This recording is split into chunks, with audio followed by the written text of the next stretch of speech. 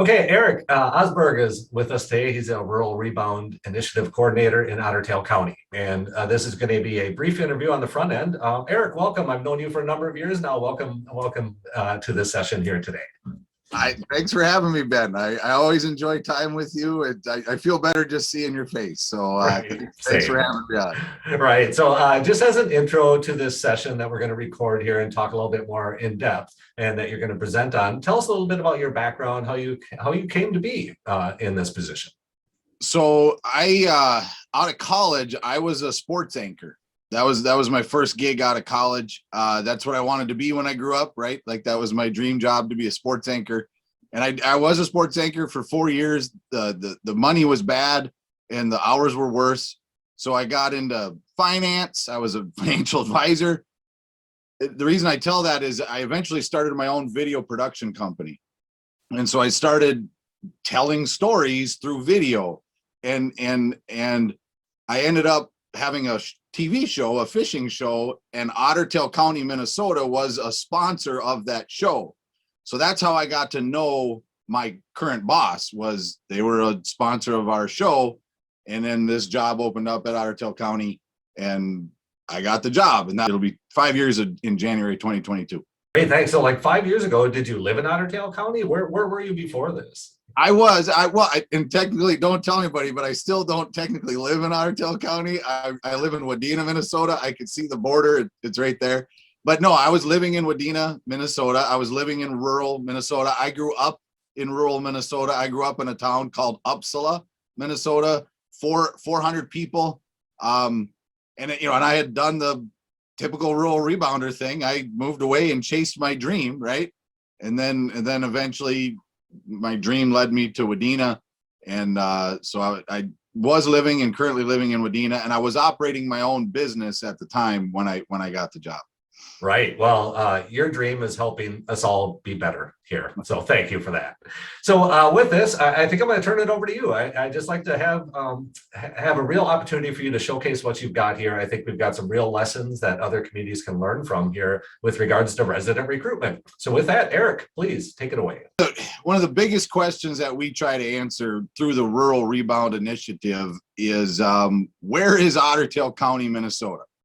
And as Ben Winchester says, a lot of our Rural Rebound Initiative efforts are more about a state of mind or a mindfulness than they are an actual program. So I've heard Ben Winchester say, rather than saying we're in the middle of nowhere, we like to say that we're in the middle of everywhere. So Otter Tail County, Minnesota is roughly 2.5, 3 hours northwest of Minneapolis, St. Paul, 45 minutes east of Fargo, Moorhead, and as Ben Winchester would say, we're in the middle of everywhere. So the Rural Rebound Initiative, what I'm going to walk through here is a brief background of how the Rural Rebound Initiative came to be, our program pillars, and what we call writing our narrative, and we're going to go pretty in depth into that. So if you're watching this, you're familiar with Ben Winchester. And so the Rural Rebound is based off of Ben's research that rural places have seen a net gain of 30 to 49-year-olds. And it's happening organically, or at least it was happening organically. This phenomenon was identified by Ben, and it combats the traditional narrative of rural is dead or rural is dying or woe is us, what are we going to do? Ben said, no, wait a minute.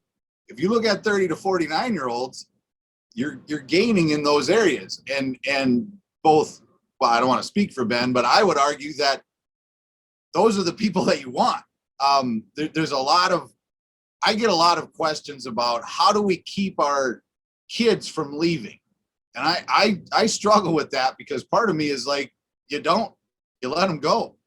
You encourage them. You want them to leave the nest, so to speak. You want them to chase their dreams, but you tell them you love them and you're proud of them and you're here for them should they reach the age of 30 to 49 and decide that maybe the urban life isn't what they want anymore. So that's what this whole job is based on is it's based on Ben's research. In 2016, there was a stakeholder committee formed to address the workforce shortage, and that was 2016. This is pre-pandemic, right? The workforce issues that we had in Otter Tail County predate the pandemic.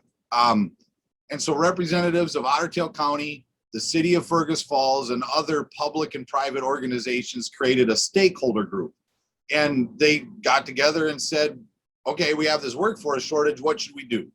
And my boss, Nick Leonard, was exposed to Ben's research and felt like Otter Tail County, Minnesota wasn't taking advantage of the rural rebound phenomenon.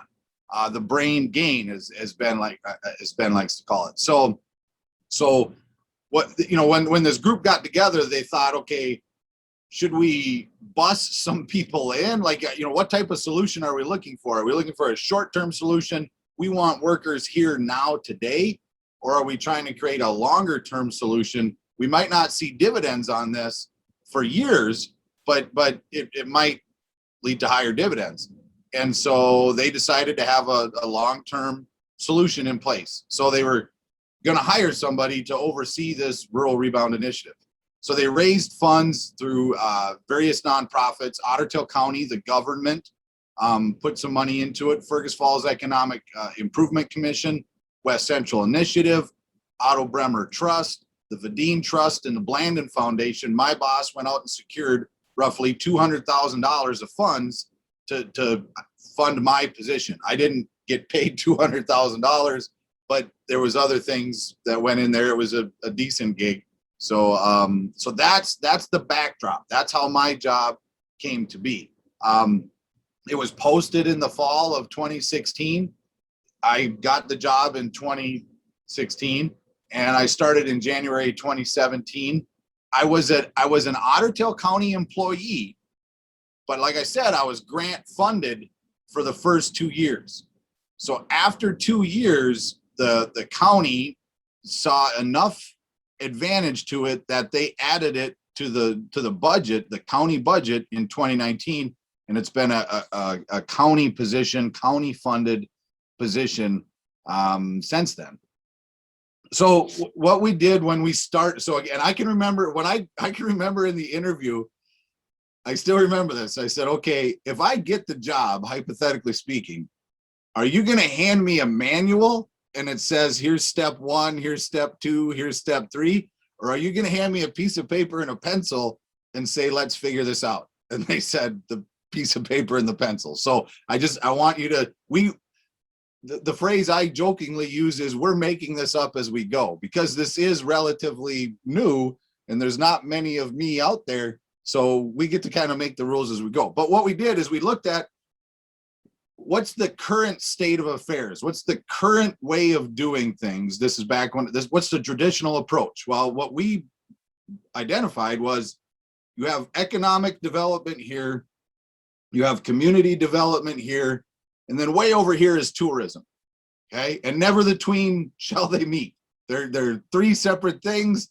And again, our perspective was that they weren't working together as well as they could. So through the Rural Rebound Initiative, we said, let's lump those kind of things together, and then we're kind of, this is my poor Venn diagram. I'm not good at Venn diagrams, but really I live in 3 different worlds all the time. It's economic development, it's tourism, and it's community development. And I'll talk a little bit about why tourism. Well, the University of Minnesota, or excuse me, Explore Minnesota Tourism, which is a state agency, they've done research, and it's called the halo effect. And what they looked at is, if somebody is exposed to tourism marketing, do they view that place as a favorable place to live or work? And the answer was, from the survey, was yes. Then they asked, okay, if they've been exposed to the tourism marketing, and then they have visited there, what does that do to their perceptions of that being a good place to live and work? And then again, those stats went off the charts. So our approach is we use tourism as a front door to living here. We call our efforts the on the map strategy, because if we're gonna recruit you to Otter Tail County to be an employee, to live and work here, to be a citizen of the county, number one, you got to know where we are, and number two, you've got to come and try it. We treat it like and I don't mean this literally, but I treat it like a college recruitment. If I'm a coach of a college football program and I'm trying to recruit a star quarterback, I got to get that quarterback on campus. I got to bring out the band. I got to put their, I got to roll up the red carpet. I got to put their name in lights. And that's what tourism is for us. For our, we have a pretty busy tourism season and an area. And so we get to use tourism as our front door to living here. So the program, what I mostly do, what my job is it's mostly a marketing campaign, but there's other people who are smarter than me that are working on other parts of the program. And one of those programs is one of those pillars is to remove barriers. We also talk about community assets, and then we'll get to, like I said, writing your own narrative in a little bit. Affordable housing, like that's a barrier. We don't have a large stock of affordable housing in Otter Tail County, Minnesota. So the Otter Tail County CDA, Community Development Agency, that's kind of their problem. That's the problem they're trying to solve. And some of the things that Otter Tail County has done is, as a county, we offer tax abatements, I think up to $15,000. If you're building a home in Otter Tail County, Minnesota, our government is going to give you some tax favorable status. So anyway, so there's, we've got to address the housing issue, but that's not what I do. Childcare, there needs to be more childcare, right? So there's not enough housing, and there's not, these are all barriers to living and working here, so that we need to have better childcare facilities or more childcare facilities in Otter Tail County. Broadband.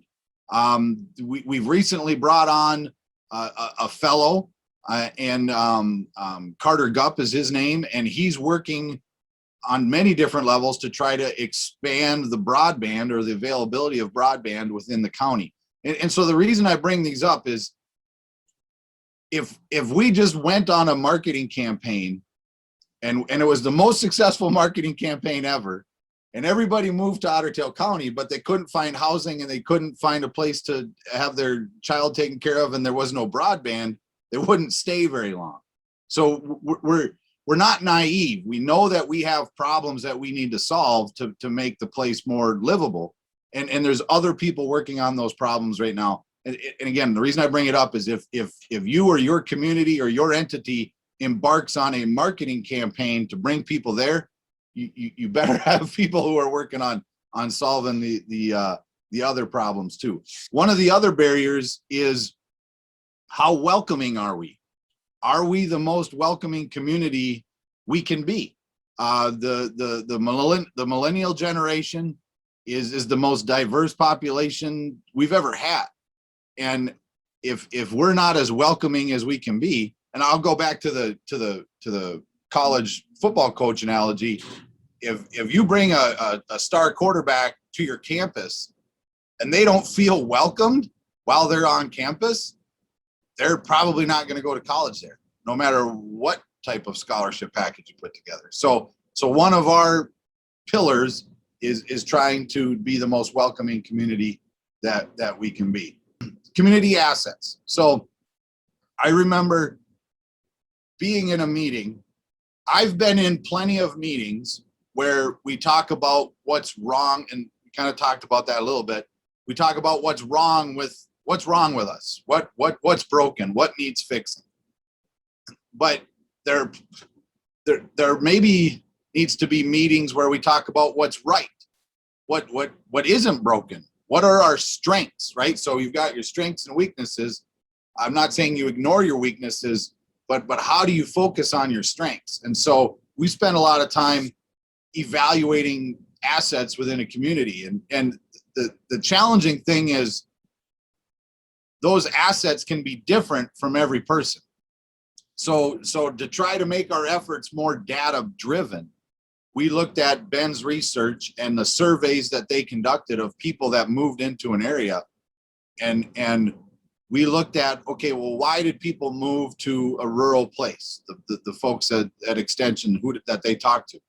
And what I took away from that was, number one was a simpler pace of life. They were looking for a simpler pace of life. So when we talk about assets, we talk about assets that portray a simpler pace of life. They talked about access to outdoor recreation. Well, we have oodles of outdoor recreation. So that's an asset. So that's a strength of ours. So basically just going through, taking an inventory of what are the community assets we have, how can we enhance those community assets, and if possible, is there a way to expand those community assets? And we actually ran a pilot program, if you will, and we called it ACE. And so we went into a community, Pelican Rapids, Minnesota in this case, and we had a room full of 25 people, and we went through a process, and we had everybody write down what they felt were assets for the community. And then we identified some champions, and it was their job to document those assets or to highlight those assets. And then we kind of gave them a game plan of how to promote those assets within the community. I'd like to say it was a resounding success. I think it was working for a while, but eventually the champions ran out of steam, and after 8-9 months, the effort kind of stopped. But it's a process that we created that is replicable. So now we're going to get to writing our own narrative, and I don't know if you can see this picture, but Ben talks a lot about the traditional narrative of rural. Okay, so when you look at a main street, you can choose to see what you want to see. You could see empty parking spots, you could see empty buildings, you could see whatever, and you could focus that. If you're going to focus your narrative on that image, you're going to be in trouble, because as Ben would say, nobody's going to move to your community because of pity. Nobody's going to feel so bad for you that they want to move to your community. So when you come to writing your own narrative, don't get focused on the bad. Try to seek out the good. So before you start writing your own narrative, you have to choose a voice. And we made a conscious decision not to start a brand new brand, right? Our Rural Rebound initiative, we didn't want a new website. We didn't want a new logo. We didn't want a whatever. We wanted to integrate our efforts into another brand that already existed. It's kind of like, I did a video once for an organization called the Initiative Foundation, and the video was about, should I start a nonprofit? And step one of this is according to the initiative is look around and see if there's other nonprofits that are already doing close to what you want to do. And if there is, you're better off joining forces or helping that nonprofit rather than starting a brand new nonprofit. So as we embarked on this marketing campaign, we didn't want to start a brand new brand. We wanted to tap into a brand that we already had access. And fortunately, Otter Tail County has a strong tourism brand. We use the Find Your Inner Otter. That's our motto. And when I began, the Otter Tail Lakes Country Association Facebook page had 5,382 followers.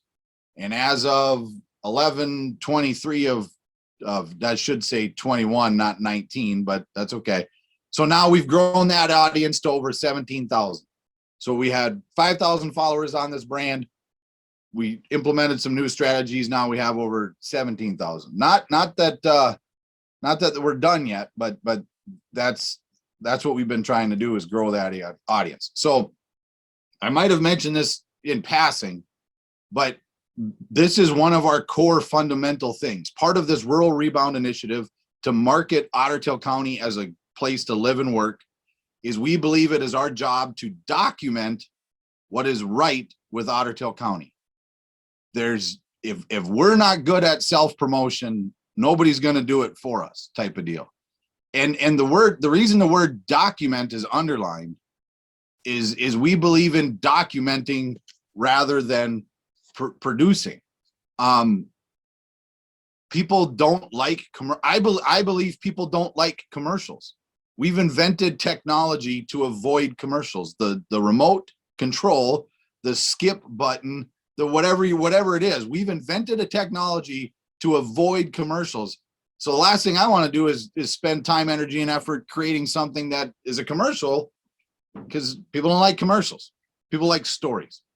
So we document what is right with Otter Tail County, and then we disseminate that on digital platforms. And the reason that we use digital platforms is because access to those platforms is free. You can take a picture and put it out on social media and nobody charges you a dime. So it fits well within our budget. Whether or not that picture is going to reach people, that's a different story, but we'll get into that a little bit later.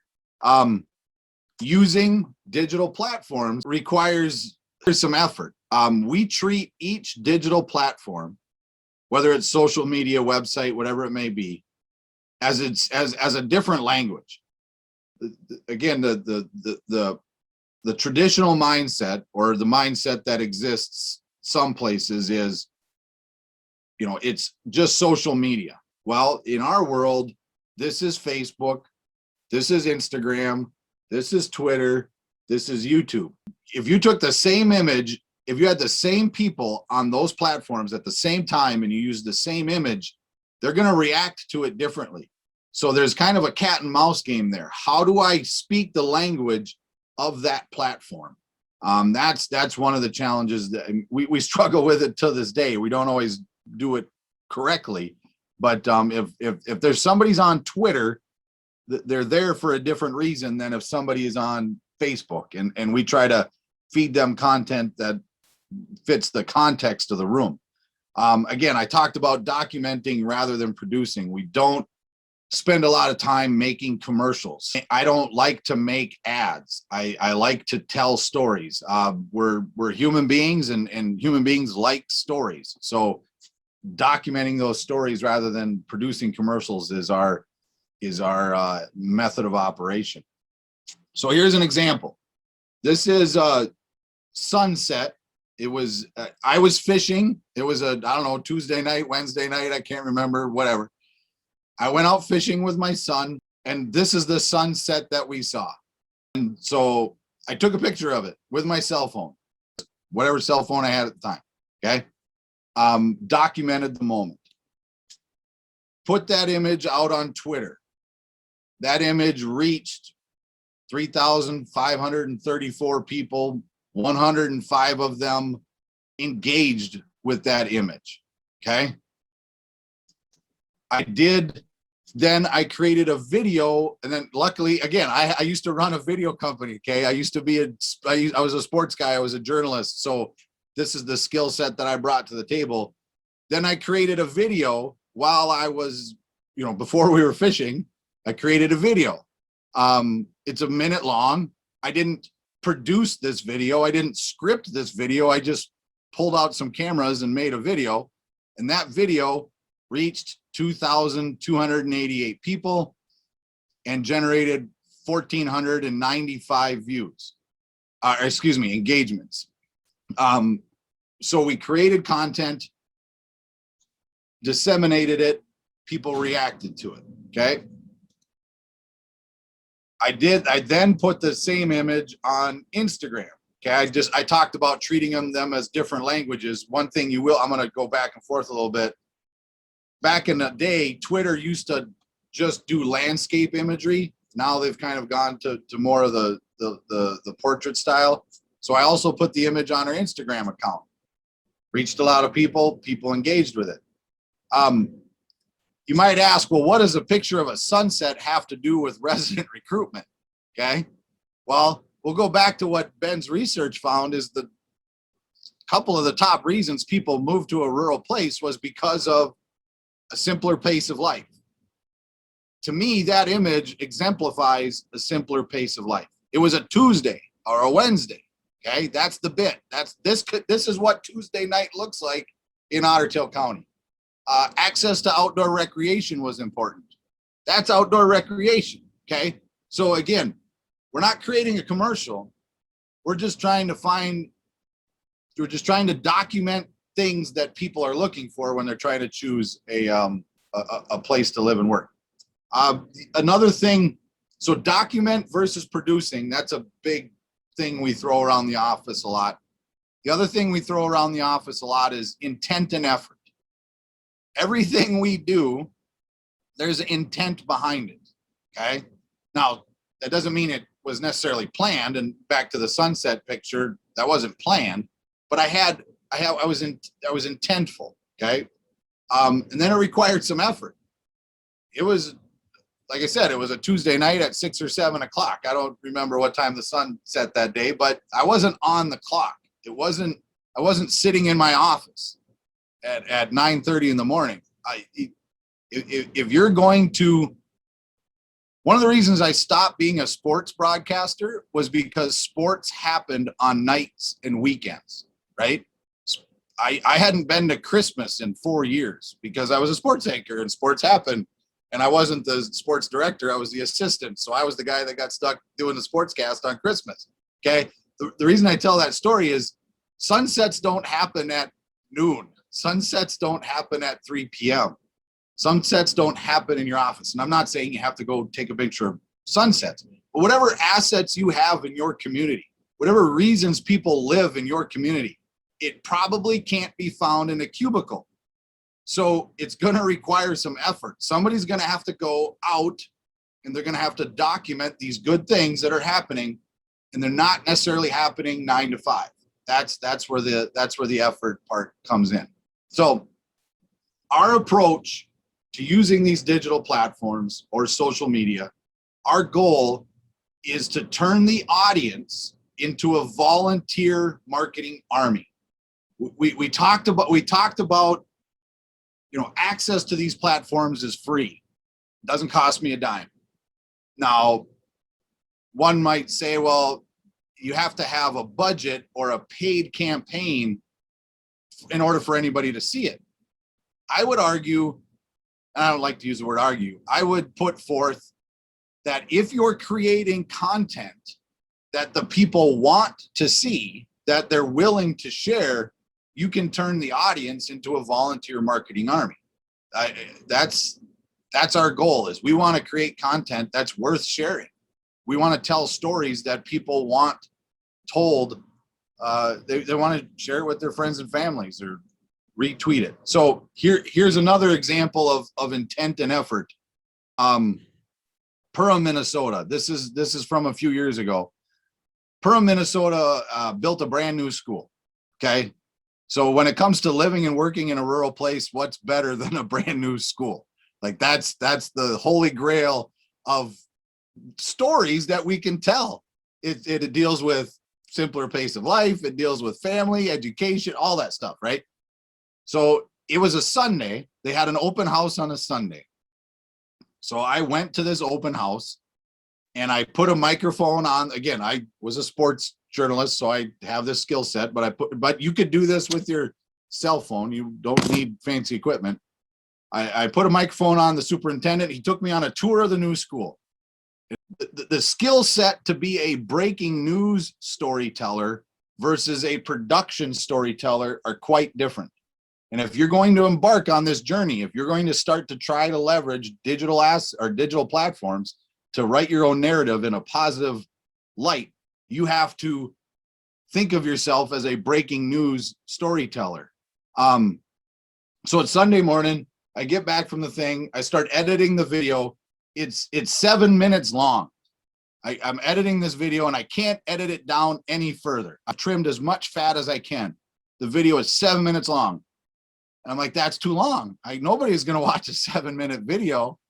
And I called my boss. I'm like, boss, I can't get this any shorter than 7 minutes. I think that it needs to be 7 minutes. And he's like, well, try it. See what happens. If we're not going to break anything. So we put out a 7-minute video, and it's arguably one of the most successful videos we've ever produced. And it wasn't, and I used the word produce there, one of the most popular videos we've ever created. And there wasn't a script. It wasn't a commercial. I just followed a superintendent around with a camera, and they showed me their new school. The other thing that's important here is the open house was on a Sunday, like I said. We had this video done by Sunday at 6 p.m. That's the breaking news element. So anybody who wasn't able to make it to the open house, all they had to do was watch this video. And then they got at least a shorter version of the grand tour. So again, breaking news is different than producing commercials, I guess, is the moral of the story here. 81,000 minutes. People have watched that video for 81,000 minutes. That's, if you're looking for a place to live, where your kids are going to school is an important decision. And those are old numbers. I didn't update those numbers, but I think a pretty successful example. Here's some more examples of documenting rather than producing. Again, we live in lake country. There's 1,048 lakes in Otter Tail County, Minnesota. When the lakes freeze, when the lakes open, that's breaking news. Ice cream cones. Well, what does ice cream cones have to do with resident recruitment? Well, who doesn't want an ice cream cone on a cold summer day? And who doesn't want to stand in who doesn't want to not stand in a really long line to get it, right? So you sell the sizzle, not the steak, is what I'm trying to say. So what does this all add up to? Okay, that's great, Eric. Cool, fine. You think Facebook can help? You think Twitter can help? I'm not saying this is how I prove it, but if you look at our social media platforms, we use Facebook, Twitter, Instagram, and YouTube. Over the course, I'm going to point at my screen just because it helps my brain. I know you can't see what I'm pointing, or you can, but it helps me. Over the past year to date, so the past 11 and a half months-ish, we have published 1,823 posts on those platforms, okay? Those published posts have generated 13 million impressions. I don't know if that's good or bad, but it's a big number. And I don't have access to any other platform in my life where I can reach 13 million people. And it doesn't mean 13 million different people. It means 13 million times somebody has been looking at their phone and they have seen our brand, at the very least. Whether they paid attention, I don't know. But we put our brand in front of 13 million people, or 26 million eyeballs, if you make assumptions. Of those 13 million people, 418,000 times somebody has pushed a button on their phone. Whether it's a like, a comment, a share. I talk about the volunteer marketing army, right? Our volunteer marketing army, our audience right now, again, I talked about when we started, we had 5,000. When you combine these platforms, our audience, our marketing army is over 23,000 strong right now. If I post a picture or a story or a link, I know I'm not going to reach all 23,000 people, but I've got 23,000 people on my team willing to engage with content that we create. I'm not saying every one of those 418,000 engagements was positive, but I'd be willing to bet about 87% of them were. We are very mindful and respectful of our audience. We are very intentful when we create content. I know that internet trolls exist, and I try to, there's no way to troll proof content, but if you don't disrespect the audience, if you respect the audience, and if somebody does, if a troll jumps on and says, oh yeah, well, what I heard was, you have to immediately go back into that platform and you have to engage with that person, if they're a person and not a robot, in a positive manner. Thank you for your feedback. We appreciate your perspective. Here's why we think whatever. So anyways, what it all adds up to is our platforms have reached 13 million people year to date and that's as of the end of October. So we still got November and December to go. I mentioned videos. So far, year to date, we have created, it's me and a couple other people, we've created 150 videos. Now, some of those videos are 30 seconds with a cell phone, but that's kind of the point. That's, again, year to date as of, well, I think that's as of now. November is included in that.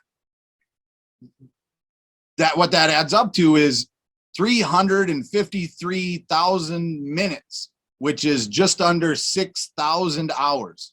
So for 6,000 hours, somebody has consumed video content that we've put.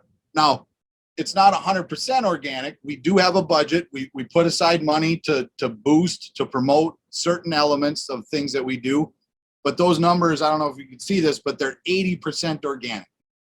So it's, yes, we've paid the piper, but this isn't because we wrote a big check to somebody. We produce these videos mostly internally, and most of the reach we've gotten has been organic.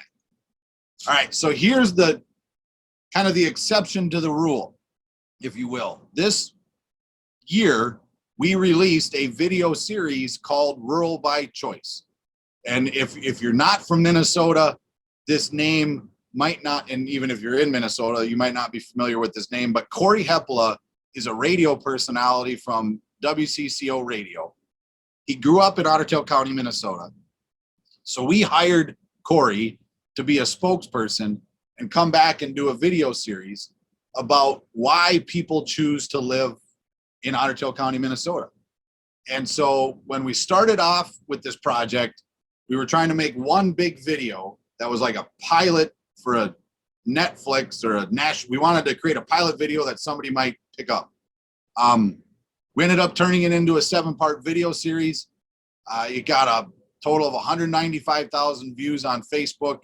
I don't have the YouTube data with me, but it kind of became a thing, and it was a good reflection of the efforts that we've been trying to do.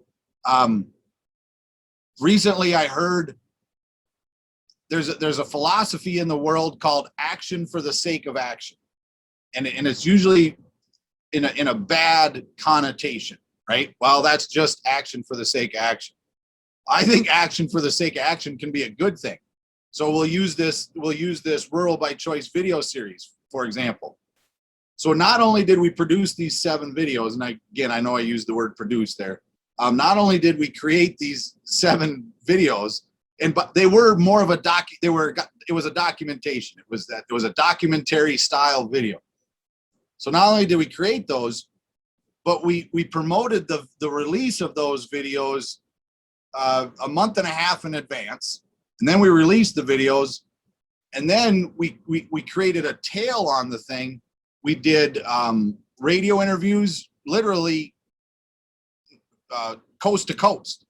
We were invited to the Twin Cities Film Fest. It wasn't really our intent to create a film that went to a film fest, but it happened. We bought some time on a billboard in Times Square. Okay, so that's what that other image is that's our brand in Times Square. And you can't see this maybe, but it says, "Do you love where you live?" Now, one thing I want to point out about that image, it's in the lower left-hand corner, is if you look at the people on the street, they're looking at their phone. Especially the person in the forefront there with the white hat, they are definitely looking at their phone. So I don't know what platform they're using, but that's part of the reason that we use digital platforms is we have a picture in Times Square and at least that one person is looking at their phone. Our website is important to what we do. We've created a jobs portal that documents, or that it's an aggregation site. It sucks in every job in Otter Tail County. And that's been one of our more popular pages on our website. And that's on our tourism website. Okay, back to the beginning. We didn't create a brand new website. On our tourism website, our Find Your Inner Otter brand, we created a pay, a section of that website that addresses folks who are looking to live and work here too. And one of those things that we created was the jobs portal. So here's a look at some of the numbers from our jobs portal. Right now there's 1,400 jobs available in Otter Tail County, and we've again had some marketing campaigns that go along with this as well. But yeah, we also use what we call shared experiences. So if somebody's going to live in Otter Tail County, step number one is in the awareness hierarchy is they have to know where we are. Step number two is maybe we can get them here. And so we use these different programs or events, if you will, to try to get people into Otter Tail County so that they can experience it firsthand. And so this is from a couple of years ago anyways, but this is the front page of the Star Tribune, the Minneapolis Star Tribune front page. And the headline is "Small Cities Seeing Rural Rebound." And this was an article about us, about Otter Tail County, about Fergus Falls. And Ben Winchester talks a lot about the traditional narrative. There's a traditional narrative, rural is dead, rural is dying. And for us to see that headline is evidence, at least in my frame of mind anyways, that we're winning. We're writing our own narrative. That headline probably wouldn't have existed 5 years ago. So I hope this helps. I don't know. I should have probably put my email on there or something so you could contact me if you had any questions. It's eosberg@co.ottertail.mn.us. And that's our Rural Rebound Initiative story. And we're sticking to it.